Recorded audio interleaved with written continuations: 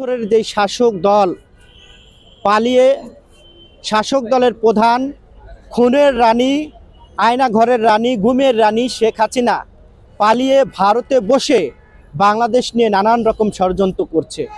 শেখ হাসিনা পালিয়েছে, কিন্তু শেখ হাসিনার প্রেতাত্মা এবং ভারতীয় প্রেতাত্মারা কিন্তু পালায় নাই।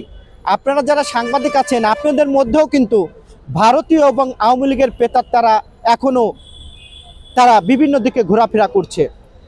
বাংলাদেশের মানুষ হতাশ হয়েছে অন্তর্বর্তী সরকারে যারা আছেন তাদের প্রতি।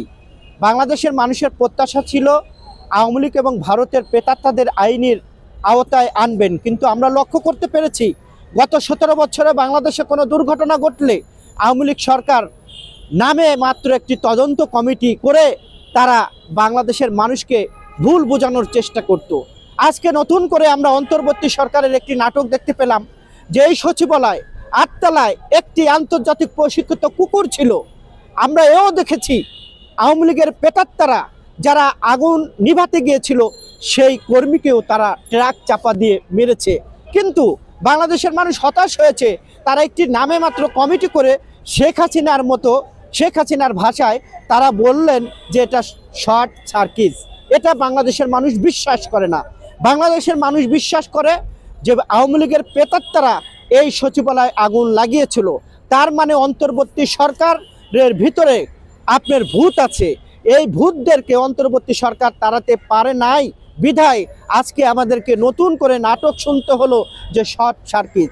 আপনি যেটা বলেছেন যে বাংলাদেশ রেলওয়ে কমলাপুর সহ বিভিন্ন জায়গায় আওয়ামী লীগের স্লোগান এবং আওয়ামী লীগের নাম সেই ডিসপ্লেতে ভেসে ওঠে। আমরা এটাও গতকালকে দেখলাম যে কোথাও যেন পর্নোগ্রাফি সেই ডিসপ্লেতে দেওয়া হয়েছে। জাতি হতাশ, জাতি নিরাশ, জাতি এই অন্তর্বর্তী সরকারকে প্রশ্ন রাখতে চায়, আপনারা সরকারের থেকে দায়িত্বশীলতার পরিচয় না দিয়ে আঙুল চুষছেন। যারা এই ধরনের অপকর্ম করছে তাদেরকে গ্রেপ্তার করে তাদেরকে রিমান্ডে না নিয়ে আপনারা বাহাবা দিচ্ছেন। তাহলে গোপালগঞ্জে গতকালকে যেটি ঘটল, সেখানে সাবেক প্রধানমন্ত্রী শেখ হাসিনার বই উন্মোচনের নাম সেখানে দেওয়া হয়েছে। যদি আপনারা ব্যর্থ হন তাহলে জনগণের কাছে ক্ষমতা ফিরিয়ে দেন।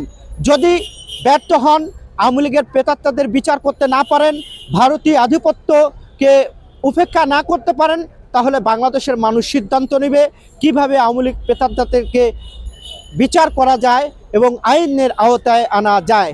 আপনারা সরকারের থেকে ললিপপ খাবেন আর বাংলাদেশের মানুষ রক্ত দেবে, তা হতে পারে না। বাংলাদেশের মানুষ রক্ত দিয়েছে, রক্তর দাগ শুকায় নাই, কবরের মাটি শুকায় নাই। ইতিমধ্যে আমরা নানান ষড়যন্ত্রের গন্ধ পাচ্ছি এবং ভারতের দিল্লিতে বসে শেখ হাসিনা এবং মোদির কোলে বসে শেখ হাসিনা বাংলাদেশ নিয়ে অরাজকতা করার চেষ্টা করছে। আমরা স্পষ্ট ভাষায় বলতে চাই, অন্তর্বর্তী সরকারে যারা আছেন ডাইনে এবং বামে, তাদের ডাইনে এবং বামে আওয়ামী লীগের প্রেতাত্মা এবং শেখ হাসিনার প্রেতাত্মারা ঘুর করছে। তাদেরকে রেখে রাষ্ট্র সংস্কার, নির্বাচন কখনো সম্ভব না।